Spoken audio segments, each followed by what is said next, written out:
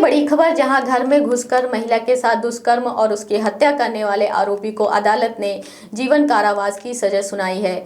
घटना 10 दिसंबर 2023 की है, जब हनुमाना थाना क्षेत्र में रहने वाली महिला घर पर अकेली थी। उसी दौरान आरोपी दशरथ बंसल उर्फ छोटू, पिता यमुना प्रसाद बंसल, उम्र 30 वर्ष, निवासी धरहरा थाना मनगवा, घर में घुस आया। उसने महिला से दुष्कर्म किया और फिर उसकी हत्या कर दी और मोबाइल सहित अन्य सामान लूटकर फरार हो गया।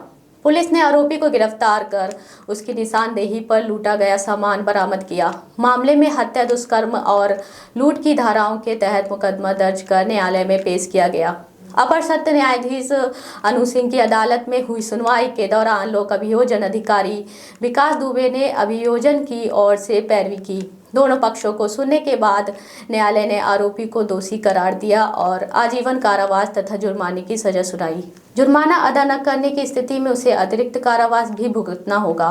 रीवा न्यायालय का यह फैसला महिला सुरक्षा के प्रति एक सख्त संदेश माना जा रहा है। हत्या और बलात्कार के संबंध में मामला ये मनगवा थाने का है और केस का नाम था शासन मध्य प्रदेश विरुद्ध दशरथ बंसल उर्फ छोटू, जिसके ऊपर 302, 376 और 449 के तहत मामला माननीय 17वें अपर सत्र न्यायाधीश यहाँ विचाराधीन था और इन्हीं धाराओं पर सुनवाई हुई, जिसकी पैरवी मेरे द्वारा की गई और 17 साक्षियों को परीक्षित कराया गया, जिसके आधार पर माननीय 17वें अपर सत्र न्यायाधीश श्रीमती अनु सिंह द्वारा अभियुक्त दशरथ बंसल उर्फ छोटू को धारा 302, 376 और 449 के तहत दोषी पाते हुए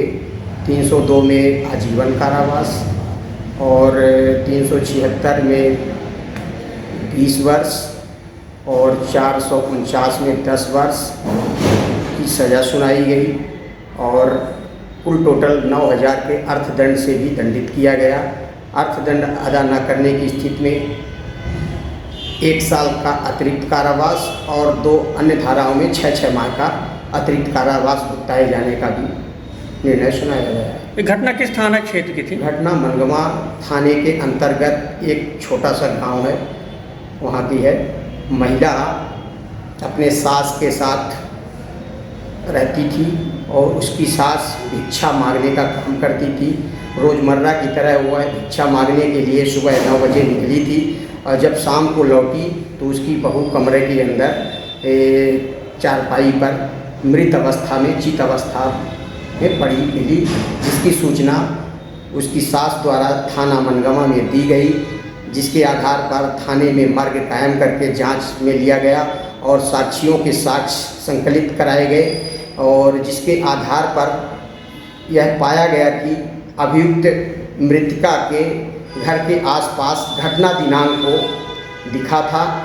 इसी के आधार पर और पीएम कराई गई।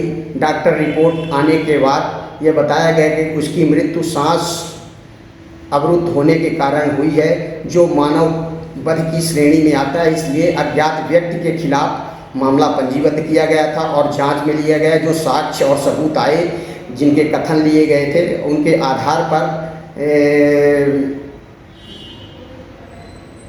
जांच की गई और अभियुक्त की पता तलाश की गई और उसके गांव में पूछताछ की गई, जहां पर उसके द्वारा घटनाकारी स्वीकारा गया और